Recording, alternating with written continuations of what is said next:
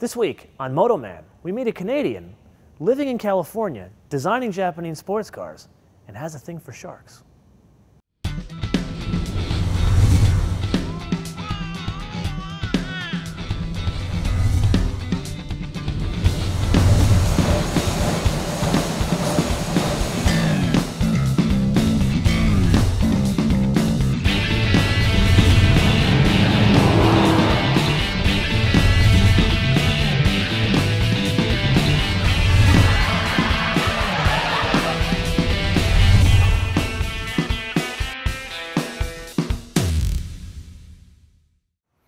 I used to be a huge Japanese sports car fan.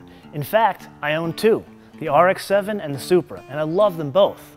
I never completed the trifecta and bought the Z. The funny thing is, the Z is the last man standing out of the three of them. Now, we have a 2010 convertible, and in getting to know this car, I've gotten to know the story behind this iconic Japanese sports car, and why it's still alive. Here's a hint, it has something to do with the good old US of A. And not for the reasons that you think. Let's find out how.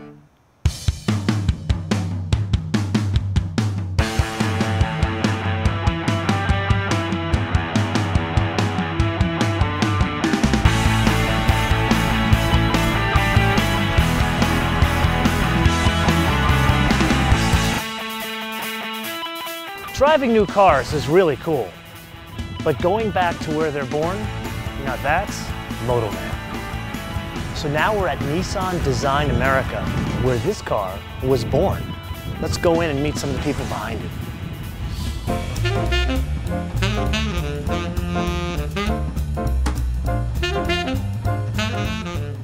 Let's meet the grand poobah of Nissan Design America, Bruce Campbell. Welcome to the show. Well, thank you. Thank you. Thank you for hosting us here. This is a fantastic facility you got. Well, thanks. So what we wanted to find out a little bit about is Nissan Design America. What do you guys do here? And walk me through some of the cars that actually came out of here. Sure. Well, we're part of a global group. Mm-hmm. We were really charged to be the eyes, ears, and hands for the design for products here in the Americas. And that's how it started. Because at that time, there was a very wise Japanese head that discovered that most of the product is being sold in North America. Mm-hmm. So why not have the influence of non-Japanese designers doing the actual design of the cars here. The Nissan 370Z, most people would tell you, is a Japanese car, but the company is actually very proud to say that it was created under a global collaboration. But I found out an interesting tidbit. The concept of this very car you see here was designed right here in America, in the California Republic. And we've actually got the guy who penned it himself. Let's welcome Randy Rodriguez. Hi, MotoMan. Welcome to the show. Thanks for having me. So I'm looking at you and you look like you're 10 years old. And you got a car that you designed here. That's gotta be amazing. It's gotta be a great feel. Yeah, it's a total dream come true. Yeah, just my whole life I've been sketching cars, and my first car was a Datsun, so. So you actually did have a Datsun. What kind of Datsun?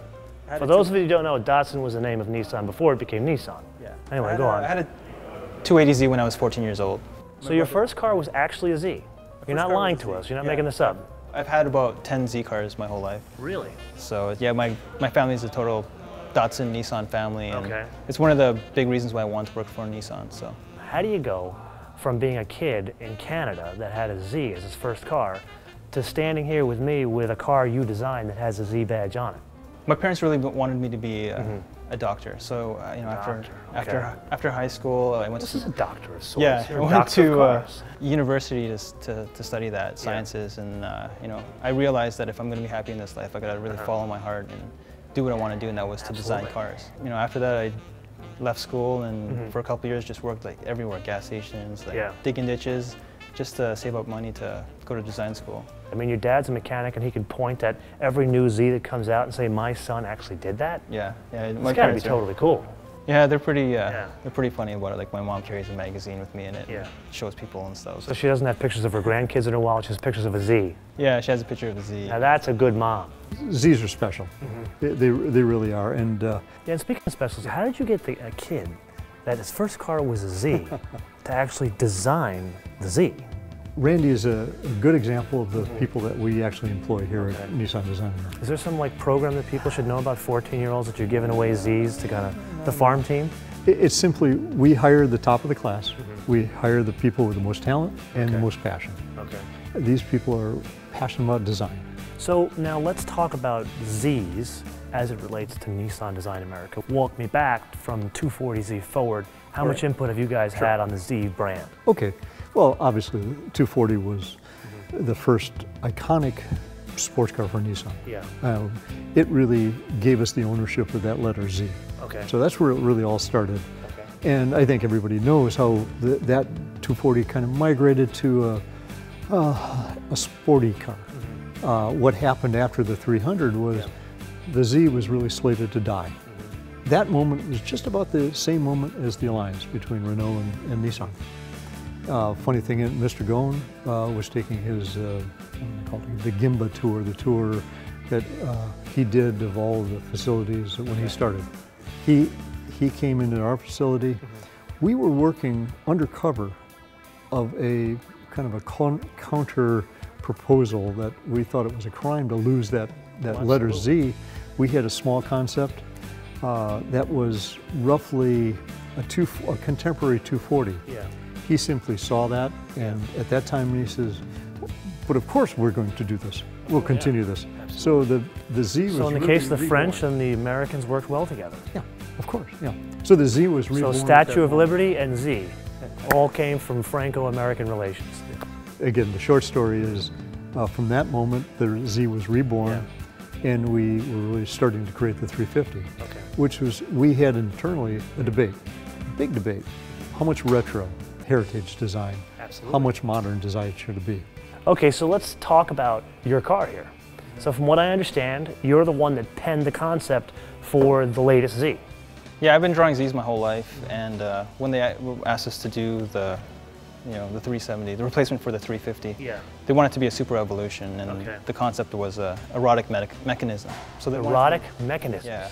Yeah, So a very corporate Japanese company said to you, we want erotic mechanisms. Very erotic. I'm going to borrow that material. I'm sure I could find a place I could use it. Anyway, you can probably pull up some nice imagery on that. But I was watching actually Discovery Channel, Shark Week, and I got a lot of... I love Shark Week. I totally love it. Love Shark Week. I can tell you for many years I've been watching Shark Week, and I have never thought I'm going to design a car based on Shark Week. I've got a thing for big cats, and I watch big cat shows hours on end, and I have never thought, you know what, I'm going to design something based off that cat. What's it like when you walk through a parking lot and you actually see these cars here? Yeah. Is it like a proud papa kind of Yeah, it's totally, like, when you're a designer and you work on something, it's totally your baby. Yeah. And when you draw something, it's really cool, but when you actually see something, on the road or something physical, it's, you can't really express in words how you feel. To be honest, a great designer never turns it off. Yeah. Well, I think it's interesting that a Japanese company that actually has some French ownership has a significant amount of input from America for their designs. That's a lot to say. And that's what coming to work every day keeps it fun. It really, it's about collaboration, and it's about this, there's a clash that happens. Can you just imagine? French, Japanese, and Americans? Oh, I can only imagine. Yeah, it's just... That's like a beginning of a joke. A French guy, a Japanese guy, and an American walk into a bar. I got to say, it's very exciting for us to come and meet with you, because we love the cars and we spend time with the cars, and you'll definitely see that we have a fun driving with these cars. But to get to hear the background, the backstory that, Carlos Ghosn, who's a kind of a larger-than-life figure, came through and actually said, we got to pull this thing from obscurity and make this thing a car, really is a treat for us. And from what I'm seeing, you guys take some time off and they play volleyball in their sand volleyball court right on the facility. Yeah, yep. It's a good life. When can I start?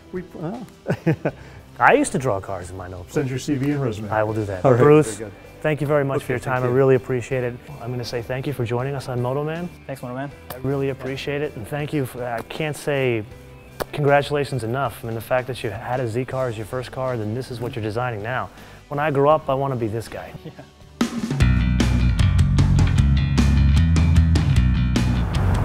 Only in the California Republic. Now this is living life. Literally driving a brand new 370Z convertible and going and meeting the guys responsible for it.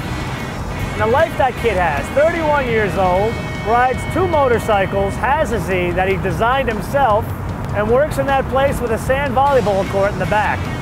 Jeez! And I thought I had a good gig. Closest thing that I came to something like that at college was doing an internship building BMWs. I was a factory line worker. See, kids, your mother is right. If you really put your mind to it, you can be anything you want in life. Randy gave me his business card as we were walking out the door, and all it says is designer. What it should say is living the dream. Randy's story tells us 2 things. Number 1, if your kid even shows an inkling to the rust bucket sitting in the driveway, encourage him.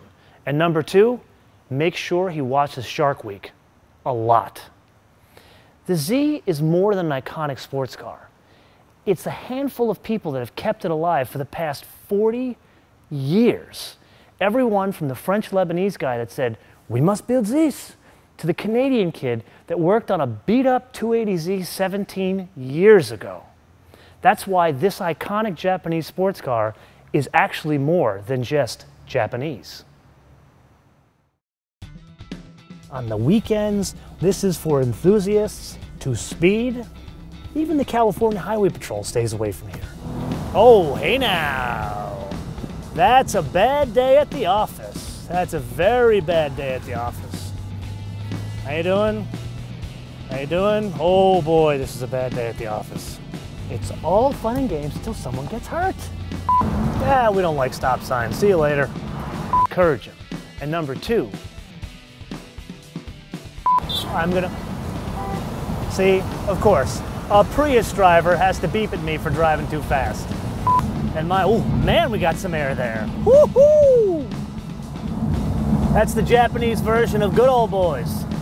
My grandmother used to say, "Stay away from the bad kids. The bad kids will get you in trouble." Well, now I'm hanging around with the bad kids, and look, Grandma, I'm driving 60 miles an hour around corners I should be doing 30.